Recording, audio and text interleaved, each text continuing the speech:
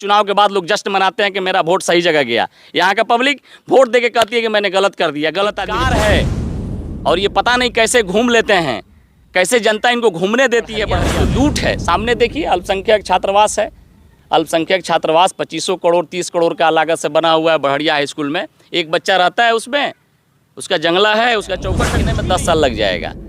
5 साल का तो पीरियड होता है। मतलब इसका ये सरकार का सरकारी मुआवजा 4 लाख रुपया है। सांप काटेगा फिर भी 4 लाख रुपया मिलेगा, डूब के मरिएगा फिर भी 4 लाख। एमएलए को आपके वोट से एमएलए है, तो इसलिए आपकी भी जवाबदेही होती है कि अपने एमएलए का गरिमा पकड़िए और पूछिए, सवाल करिए कि ये काम कैसे नहीं हुआ। नहीं हुआ है बढ़िया का विकास, आज तक नहीं हुआ है भाई साहब। मैं ये डंके के चोट पे बोलता हूँ, अभी तक नहीं हुआ है विकास। आज़ादी के बाद से कोई विकास करना है, व्यवसाय करना है और टिकट लेके चुनाव लड़ना है। तो व्यवसायियों का बहिष्कार होना चाहिए। जो व्यवसाय करके चुनाव लड़े उसका तो बहिष्कार होना चाहिए। BA, BCom, BSc, MA, MCom करें विश्व की सबसे बड़ी यूनिवर्सिटी इग्नू से। सॉल्व असाइनमेंट्स और गाइड बुक्स प्राप्त करें। संपर्क करें Mahakal computers, DAV PG college के पास, पंच मंदिरा मोड़ से दाहिने, सिवान। चलिए, आप सबका स्वागत है। आप सबको पता है विधानसभा का चुनाव 2025 बिहार का कुछ ही महीने बाद होने वाला है। अपने अपने विधानसभा में लोग अपने अपने हिसाब से तैयारी कर रहे हैं। पढ़रिया में भी लोग तैयारी कर रहे हैं, लेकिन रिजवान अहमद साहब भी हैं जमीन के नेता, जमीन से जुड़े हुए। चाहे बिजली हो, चाहे रोड हो, चाहे बेरोजगारी हो, चाहे किसी तरह का समस्या हो, 2005 से ही धरातल पे काम कर रहे हैं, लोगों से जुड़े हुए हैं, स्ट्रगल कर रहे हैं और गरीब, मजलूम, बेबस के साथ ऑलवेज मजबूती के साथ उनके लिए लड़ाई लड़ते हैं। कई केस भी है इन पर। रिजवान साहब से समझने की कोशिश करेंगे। रिजवान साहब क्या कर रहे हैं? नेताजी, स्वागत है अलग अंदाज के चैनल पर। आपके चैनल के माध्यम से मैं आपके तमाम देखने वाले, सुनने वाले, चैनल को सब्सक्राइब करने वाले लोगों को भी मैं धन्यवाद देता हूं। बहुत बहुत शुक्रिया आपका। जी जी, क्या कहेंगे? सारे लोग अपने अपने हिसाब से तैयारी कर रहे हैं। रिजवान साहब क्या कर रहे हैं? देखिए, तैयारी वो लोग कर रहे हैं और तैयारी सब लोग कर रहे हैं, वो अलग बात है। लेकिन विधानसभा का चुनाव और लड़ना नहीं लड़ना ये तो खैर आने वाला समय बताएगा। लेकिन हमारी भी तैयारी दूसरे तरह से है। मैं बराबर जनता के समस्याओं से लड़ा हूँ, जूझा हूँ, संघर्ष किया हूँ। आज भी हम जहाँ हैं वहाँ से लोगों को फ़ायदा पहुँचा रहा हूँ। जिस जगह पे हूँ वहाँ से भी लोगों को मैं फ़ायदा पहुँचा रहा हूँ। चाहे वो जिस तरह का भी मसले हो, लोगों के थाने का मसला हो, ट्रांसफार्मर का मसला हो, अस्पताल हो, बिजली हो, जो कुछ भी हो, आज भी लोग मुझे याद करते हैं, फ़ोन करते हैं, मैं उनका रिप्लाई देता हूं और उनके लिए काम करता हूं और उनकी पैरवी करता हूं और जम के ठोक के करता हूं। जी जी। और मैं करता रहूँगा, ये मेरे ब्लड में है। मदद करना और लोगों के लिए, सेवा के लिए तत्पर रहना मेरे ब्लड में है, मेरे खून में है। इसको कोई निकाल नहीं सकता है। चाहे मैं एमएलए बनूँ अथवा नहीं बनूँ, लेकिन मैं समाज सेवा करता हूँ, करता रहूँगा। तो क्या, किस तरह की तैयारी चल रही है? आज तैयारी करने की कोई आवश्यकता नहीं है। तैयारी तो अब जनता करेगी। 2025 का चुनाव, अब तक मैं चुनाव खुद से लड़ा हूँ, खुद का मेरा फैसला रहा है। मैं खुद लड़ा हूँ, जद्दोजहद किया हूँ और अपने बल पर लड़ते रहा हूँ। लेकिन इस बार का चुनाव मैं चाहता हूँ कि हमारा चुनाव जो है जनता लड़े। जनता चाहेगी तो हम चुनाव के मैदान में आएंगे और जनता नहीं चाहेगी तो मैं चुनाव मैदान में नहीं आऊँगा। क्योंकि जनता आज अपने आप को ठगी महसूस कर रही है। बढ़िया विधानसभा की जनता अपने आप को ठगी महसूस कर रही है कि मुझे ठगा जाता है चुनाव में, प्रलोभन दिया जाता है, बड़े बड़े वादे किए जाते हैं और धरातल पे कुछ नहीं होता है। तो आज जो लोग चुनाव मैदान में आते हैं वो बिल्कुल नौसिखुआ होते हैं। उनको सीखने में 10 साल लग जाएगा। 5 साल का तो पीरियड होता है। इसका ये आपका ये विधानसभा का 5 साल का टर्म होता है ना। मैं चैलेंज के साथ कहता हूँ, जो लोग जीत रहे हैं, जो लोग जीते हुए हैं, जो लोग ख्वाब देख रहे हैं, उनको 20 साल लगेगा सीखने में। अभी उनको सीखना पड़ेगा, सिस्टम जानना पड़ेगा। सिस्टम की कोई जानकारी उन्हें नहीं है और सिस्टम के जानकार हम लोग हैं। चूँकि कारण है कि पिछले 25 वर्ष हो गया मुझे राजनीति में और मैंने सीखा है, राजनीति करने का तरीका सीखा है, सिस्टम चलाने का तरीका सीखा है। अब वो अलग बात है कि सत्ता में हम नहीं रहे, कभी हम एमएलए नहीं बने, लेकिन कैसे काम किया जाता है, कैसे लोगों की समस्याओं को सुन करके उसका निदान किया जाता है, ये मैं जानता हूँ और अपने बल पर आज भी मैं करवाता हूँ। ऐसा नहीं है कि मैं एमएलए नहीं हूँ तो लोगों का काम नहीं आता हूँ, मैं लोगों का काम आता हूँ और यहाँ के एमएलए से ज़्यादा काम आता हूँ भाई साहब। आज भी मेरे पास 12 बजे रात को भी कोई फ़ोन करता है तो मैं उसका रिप्लाई देता हूँ, फ़ोन उठाता हूँ, मेरे लायक जो होता है पे उसको मैं करता आप हूँ। चुनाव लड़ेंगे? मेरा मुद्दा यही होगा कि बढ़हरिया को आज तक सबने ठगा है। बढ़हरिया की जनता के साथ, उनके जज्बात के साथ, उनके एहसासात के साथ खिलवाड़ हुआ है। उनके स्टेडियम आपको नहीं दिख रहा ये? अरे स्टेडियम की बात छोड़ दीजिए, अभी कल जो है परसों एक लड़का 17 वर्षीय एक्सीडेंट कर गया। भाई साहब आपको मालूम होना चाहिए, चैनल के माध्यम से बता देना चाहता हूं जनता को कि रोड एक्सीडेंट में सरकार का सरकारी मुआवजा 4 लाख रुपया है। सांप काटेगा फिर भी 4 लाख रुपया मिलेगा, डूब के मरिएगा फिर भी 4 लाख रुपया मिलेगा, बिजली के करंट से मरिएगा फिर भी 4 लाख रुपया मिलेगा। मैं इन प्रतिनिधि से पूछना चाहता हूँ कि अब तक इन आपदाओं में कितने लोगों को इन लोगों ने राशि दिलवाई है। ये बढ़िया विधानसभा की मैं बात कर रहा हूँ, अदर विधानसभा भी मैं देखता हूँ, पटना रहता हूँ, पटना की जानकारी मैं रखता हूँ। अदर विधानसभा में मैं देखा हूँ एक एक विधायक ऐसे हैं कि उनके यहाँ अगर कोई ऐसी घटना होती है तो उनका पोस्टमार्टम करा करके पोस्टमार्टम के साथ चेक जाता है 4 लाख रुपये का। और यहाँ बढ़िया में आप पता कर लीजिएगा, अंचल कार्यालय से आप रिपोर्ट ले सकते हैं कि आपदा की राशि कितने लोगों को मिली है। शून्य है भाई साहब, शून्य है, नहीं मिलता है किसी को। बाप अपने बेटे के पोस्टमार्टम रिपोर्ट के लिए अस्पताल का चक्कर लगा रहा है, जवान बेटे के अस्पताल का चक्कर लगा रहा है पोस्टमार्टम रिपोर्ट के लिए। पुलिस के यहाँ जाता है, कभी अंचल में जाता है, कभी मृत्यु प्रमाण पत्र के लिए घूम रहा है। सिस्टम करप्ट है भाई साहब, इन लोगों के चलते सिस्टम करप्ट है। आप अपना कोरम पूरा करो, लेकिन सिस्टम को बता दो कि आप अपना अनुदान राशि परिवार को उपलब्ध करवाइए।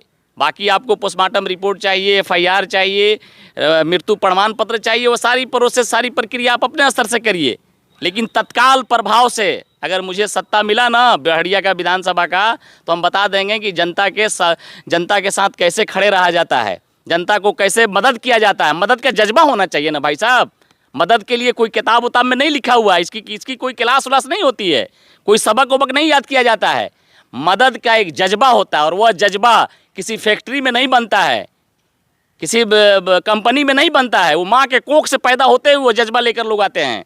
माँ के कोख से मिलता है वह जज्बा, गरीबों की मदद करना, बेसहारों के साथ खड़े होना, लोगों के समस्याओं से जूझना, लोगों के लिए 24 आवर्स जगे रहना, उनकी मदद करना, उनकी फीलिंग को समझना, उनके एहसासात से खिलवाड़ नहीं करना, उनके एहसासात को समझना और उनके लिए करना, उनके लिए चलना। ये किसी फैक्ट्री में नहीं बनता, माँ के कोख से पैदा होते ही मिलता है, ये माँ के कोख से मिला हुआ है। तो मैं चैलेंज के साथ कहता हूँ कि मेरी लड़ाई या मेरा चुनाव कोई किसी बल्लभबाजी में नहीं होगा। खुले किताब की तरह मैं बोलता हूँ, खुले किताब की तरह हूँ, डंके की चोट पे मदद करता हूँ, डंके की चोट पे राजनीति भी करता हूँ। राजनीति से भी कभी मैंने पीछे नहीं हटा, चाहे जो परिस्थिति आ जाए। परिस्थिति बहुत सारी है आई मेरे खिलाफ, मैंने बहुत संघर्ष करके राजनीति में आज तक मैं जमा हूँ और इस संघर्ष का देन है मेरे माँ और बाप, भाई बहन, मेरे दोस्त, मेरे यार और इस बढ़िया की जनता। बढ़िया की जनता का स्नेह और प्यार मुझे बहुत मिलता है, ऐसा नहीं है। बढ़िया की जनता से मेरा प्यार और स्नेह बहुत मिलता है, बहुत मिलता है। लेकिन ऐन मौके पर कभी कभी दिग्भ्रमित कर दिया जाता है, गुमराह कर दिया जाता है जनता को। भोली भाली जनता है, आवाम बिल्कुल भोली भाली होती है, इसको जैसे इस्तेमाल करिएगा ये इस्तेमाल हो जाने वाली चीज़ होती है। तो लोगों ने मेरे प्रति चुनाव से 2 दिन 3 दिन पहले कुछ कर दिया जाता है, जिसका नतीजा थोड़ा हम कमज़ोर हो जाते हैं। लेकिन विकास में तो रोड वगैरह तो बना है ना? रोड कुछ नहीं बना है भाई साहब। रोड क्या बना है आप बता दीजिए हमको, रोड क्या बना है? रोड का तो जाल माननीय मुख्यमंत्री नीतीश कुमार ने पूरे बिहार में बिछा दिया है।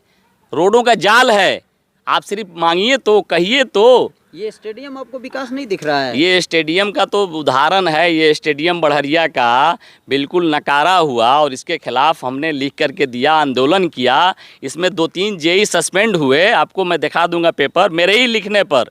मैंने ही लिखा था, उस वक्त डीएम साहब थे, महेंद्र कुमार बाबू डीएम थे यहाँ। महेंद्र कुमार जी ने जेई को सस्पेंड किया, यहाँ के जेई को, जो इसमें जेई थे। ये स्टेडियम आज भी कल भी अधूरा था, लीपा पोती करके इसका काम पूरा कराया गया। यही नहीं भाई साहब, आपको मैं बता दूं 2005 में जल के लिए व्यवस्था किया गया करोड़ों रुपये के लागत से। पूरे शहर में, पूरे बढ़हरिया में कहीं चुल्लू भर पानी भी गिरता है क्या? 2005 का वो स्कीम है। जिस टाइम में जल संसाधन मंत्री कोई और हुआ करते थे। बढ़िया में जो आप फील्ड में देखे होंगे, ब्लॉक के फील्ड में बड़ा सा टावर और इसका PhD विभाग का, लेकिन आज तक उसका पानी कहीं गिरा है? देखे हैं? कहीं नहीं गिरा है।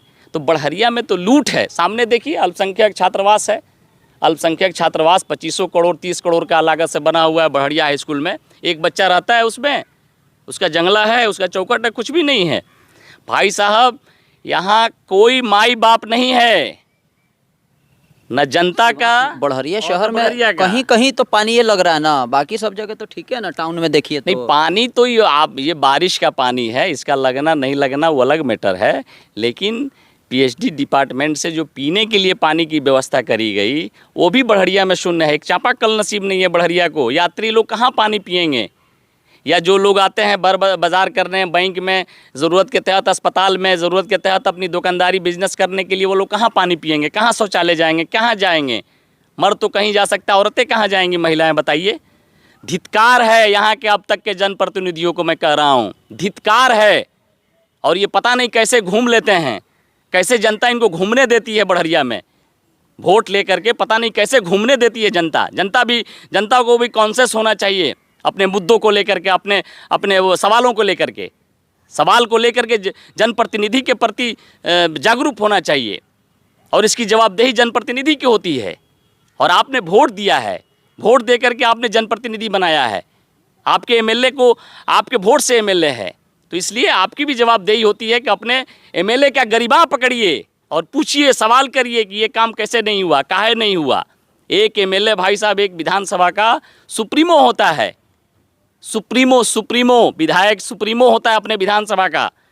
सारी व्यवस्था उसके अंडर में आती है, सारी व्यवस्था। लेकिन देखिए व्यवस्था चरमराई हुई है बढ़िया में। कोई किसी से मतलब नहीं है। लूट है, खसोट है, शोषण है, सब चीज़ है। क्या नहीं है बढ़िया में, आप बता दीजिए हमको। मैं तो आपके चैनल के माध्यम से कहना चाहता हूँ, जो सामाजिक कार्यकर्ता अपने आप को बनते हैं, जो राजनीतिक वर्कर बनते हैं किसी भी दल का, अब समय आ गया है कि आप सब लोग एकजुट हो जाइए। सामाजिक कार्यकर्ता भी एकजुट हो जाएं, राजनीतिक वर्कर भी एकजुट हो जाएं। बढ़िया के सवाल पर, बढ़िया के विकास पर। नहीं हुआ है बढ़िया का विकास, आज तक नहीं हुआ है भाई साहब।